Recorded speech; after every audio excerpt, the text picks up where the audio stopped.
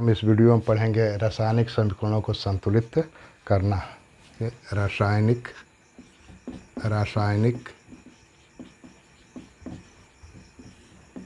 समीकरणों को संतुलित करना।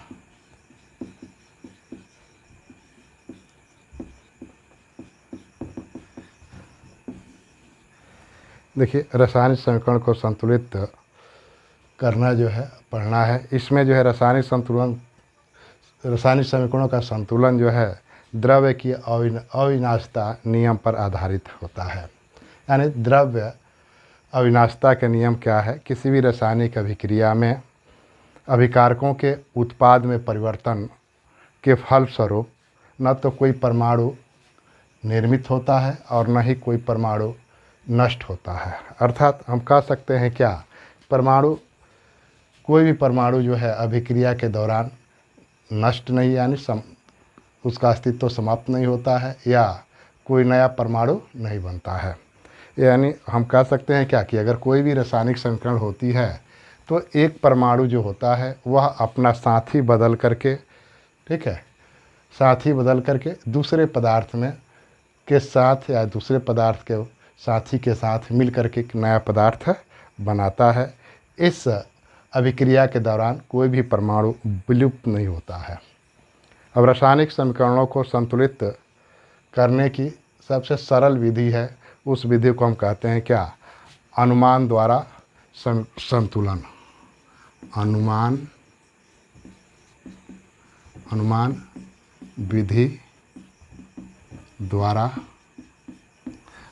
विधि द्वारा संतुलन। देखिए, इस विधि में हम क्या करते हैं कि जो भी अभिक्रिया में पदार्थ भाग ले रहा है, यानी अभिकारक और उत्पाद, उनके संकेतों और सूत्रों को ठीक पहले किसी संख्या से हम क्या करते हैं? गुणा करते हैं। यानी किसी हम गुणक का प्रयोग करते हैं, और ऐसा हम गुणक का प्रयोग करते हैं कि उसको दोनों तरफ, एरो के दोनों तरफ के परमाणु आपस में क्या हो जाए?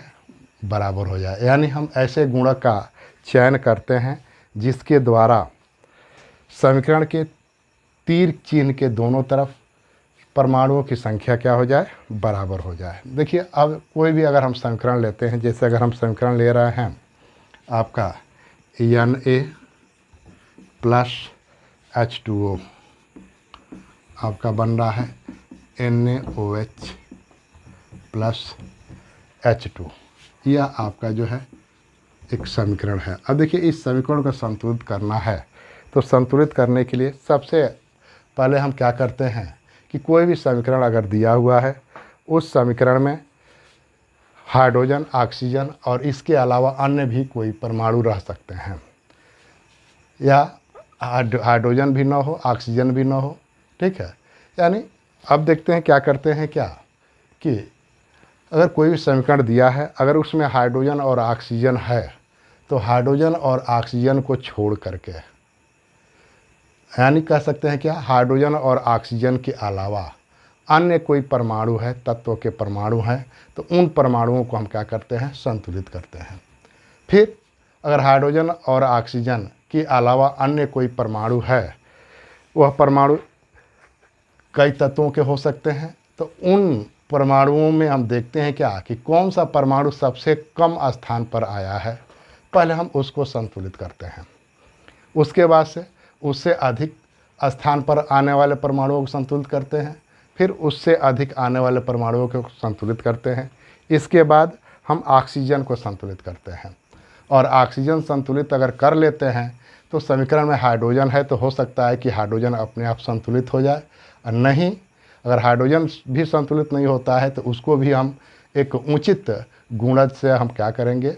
गुणा करके संतुलित कर लेंगे। जैसे यहाँ पर हम देख रहे हैं कि आपका यह समीकरण दिया हुआ है, इस समीकरण को संतुलित करना है, तो इसमें ऑक्सीजन और हाइड्रोजन है, तो ऑक्सीजन और हाइड्रोजन को हम छोड़ देंगे। उसके बाद हम देख रहे हैं क्या, इसमें सोडियम तत्व के परमाणु हैं, अब दोनों तरफ सोडियम तत्व के परमाणु के बारे में हम देखेंगे कितनी कितनी संख्या है। यहाँ पर देख रहे हैं बाएं साइड में सोडियम के एक परमाणु है, दाहिने साइड में आपका जो है एक परमाणु है। तो हम देख रहे हैं क्या कि सोडियम दोनों तरफ क्या है, संतुलित है। अब इसके बाद आता है सोडियम के बाद आपका जो है ऑक्सीजन और हाइड्रोजन है।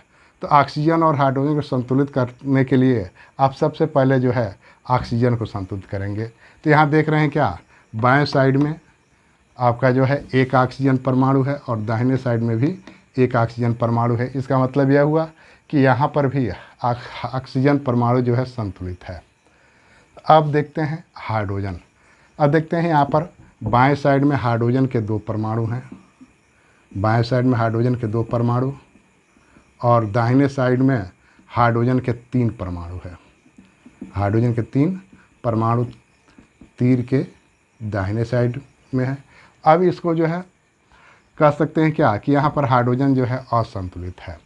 तो हम यहाँ पर हाइड्रोजन को संतुलित करेंगे। अब देखिए सबसे पहले तो हम देखते हैं क्या कि इधर आपका जो है सम है, इधर क्या है विषम है। तो सबसे पहले हम ऐसे गुणज का प्रयोग करते हैं कि दोनों तरफ आपका क्या हो जाए, सम हो जाए।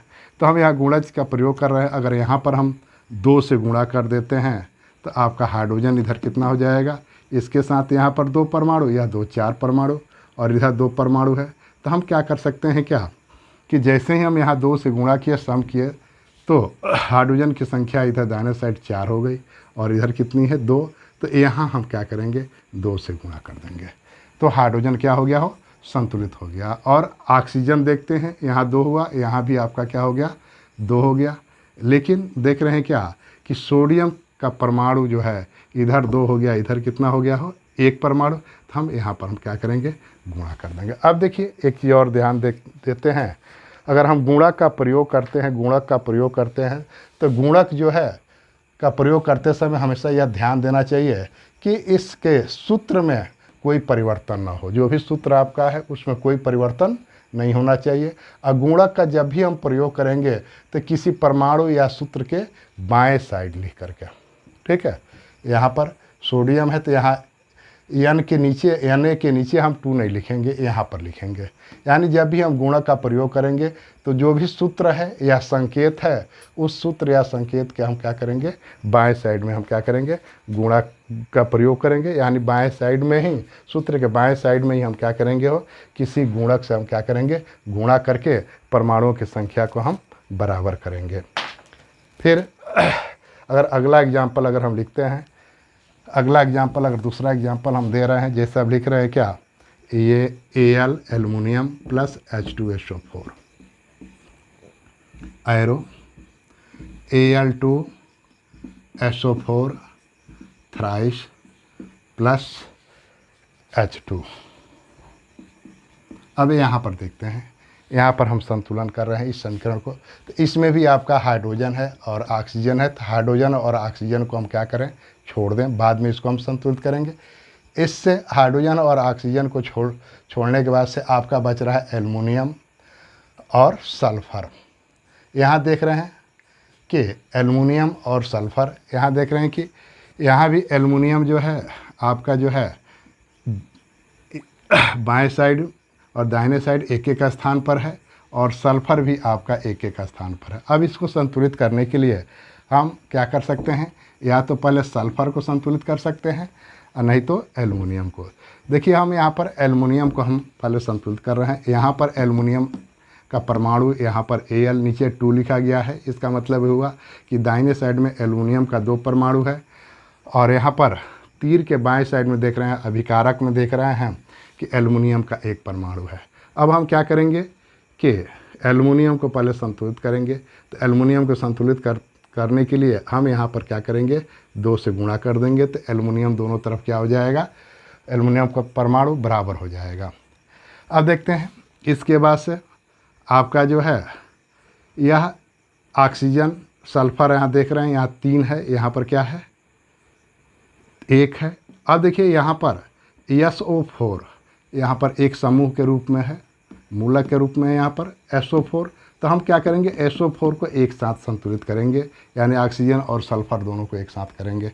तो यहाँ पर सल्फ़र आपका कितना है, SO4 कितना है क्या 3, यहाँ दिखाई दे रहा है। तो हम क्या करेंगे कि यहाँ 3 से गुणा कर देंगे तो आपका SO4 आपका समूह जो है, मूलक जो है, क्या हो जाएगा, संतुलित हो जाएगा। अब बच रहा है क्या हो, अब ऐसा कर दिए तो आपका बचा इधर, आपका देख रहे हैं क्या, अब बच गया हाइड्रोजन। हाइड्रोजन यहाँ पर कितना है, 3 दूना 6, यहाँ 2 यहाँ 3, गुणा करेंगे तो 3 दूना 6 परमाणु हो गया। और यहाँ पर कितना परमाणु है, 2 परमाणु है। तो अगर यहाँ हम 3 से गुणा कर दें तो यह आपका क्या हो जाएगा, हो संतुलित समीकरण हो जाएगा। फिर आगे हम देखते हैं, अगर अगला एग्जाम्पल लेते हैं, अगला एग्जाम्पल अगर हम ले रहे हैं एल्युमिनियम क्लोराइड AlCl3, इसकी अभिक्रिया हम कर रहे हैं कैल्शियम हाइड्रोक्साइड से। कैल्शियम हाइड्रोक्साइड CaOH ट्वाइस, यह आपका जो है बनेगा AlOH thrice aluminium hydroxide plus आपका बनेगा कैल्शियम क्लोराइड CaCl2। अब देखिए यहाँ पर देख रहे हैं हर एक तत्व के परमाणु के बारे में हम देख रहे हैं। यहाँ पर एल्युमिनियम का परमाणु है, क्लोरीन का परमाणु है, कैल्शियम का परमाणु है, फिर हाइड्रोजन और ऑक्सीजन है। जो परमाणु बाएं साइड में है वही परमाणु क्या होंगे, हो दाहिने साइड में होंगे, क्योंकि आपको बताया गया है द्रव अविनाशता के नियम में कि कोई भी अभिक्रिया होती है तो अभिक्रिया में अभिकारक और उत्पाद में न तो कोई परमाणु का नष्ट होता है कोई परमाणु, और न ही कोई परमाणु क्या होता है, निर्मित होता है। तो यानी जो अभिकारक में जिस तत्व के परमाणु रहेंगे वही तत्व के परमाणु क्या होंगे, वो अभिकारक में रहेंगे। तो यहाँ पर देख रहे हैं कि एल्युमिनियम, अगर एल्युमिनियम ले रहे हैं तो एल्युमिनियम अगर देखते हैं, यह आपका एरो है, या बाएं साइड में एल्युमिनियम का कितना परमाणु है, 1 है, और दाहिने साइड में भी एल्युमिनियम का परमाणु कितना है, 1 है। फिर आगे देखते हैं क्लोरीन, यहाँ बाएं साइड में क्लोरीन कितना है, 3 है क्लोरीन का परमाणु, और दाहिने साइड में क्लोरीन का परमाणु कितना है, 2 है, Cl2 है। ठीक, फिर आगे देखते हैं कैल्शियम, Ca का 1 परमाणु है, इधर भी आपका Ca का कितना परमाणु है, यह परमाणु लिखते हैं, यहाँ भी परमाणु आपका हो गया।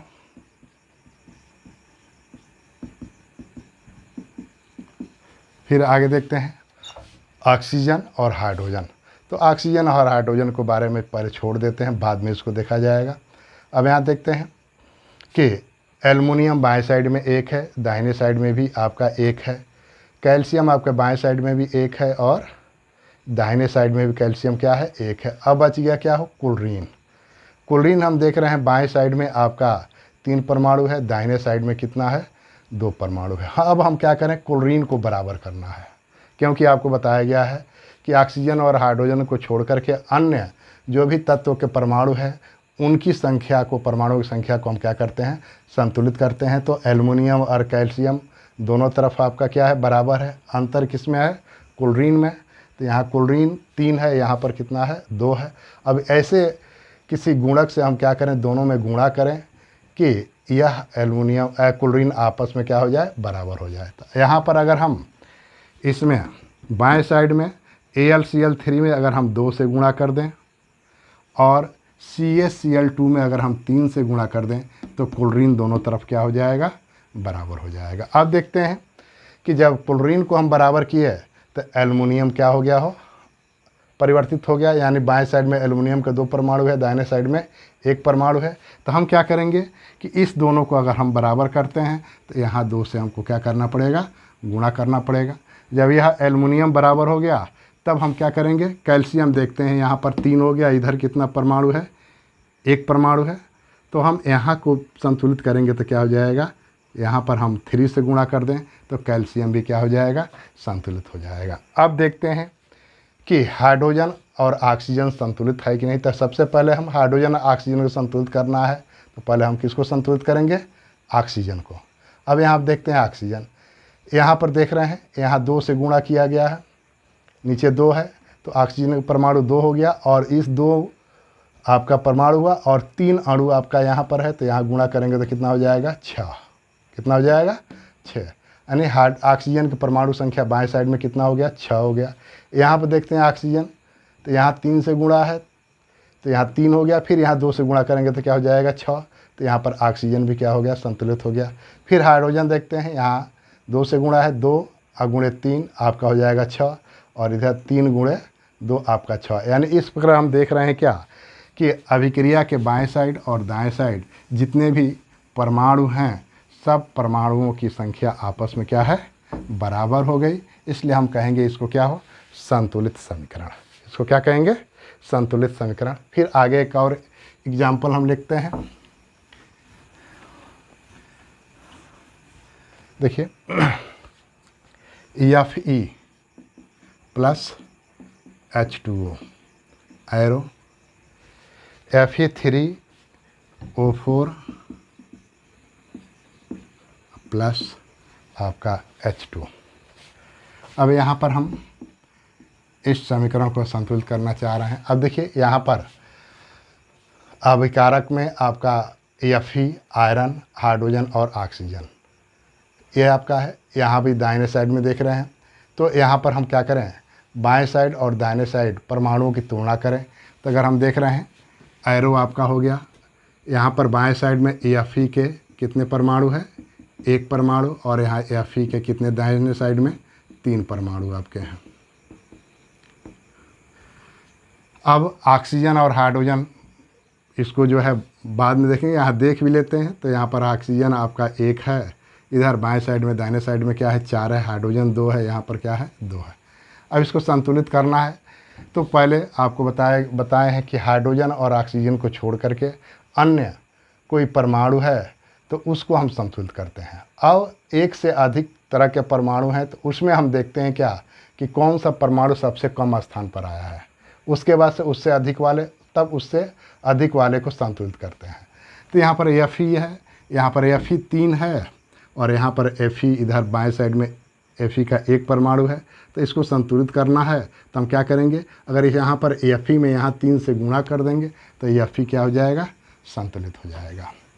अब इसके बाद से Fe संतुलित हो गया, यानी आयरन का परमाणु संतुलित हो गया।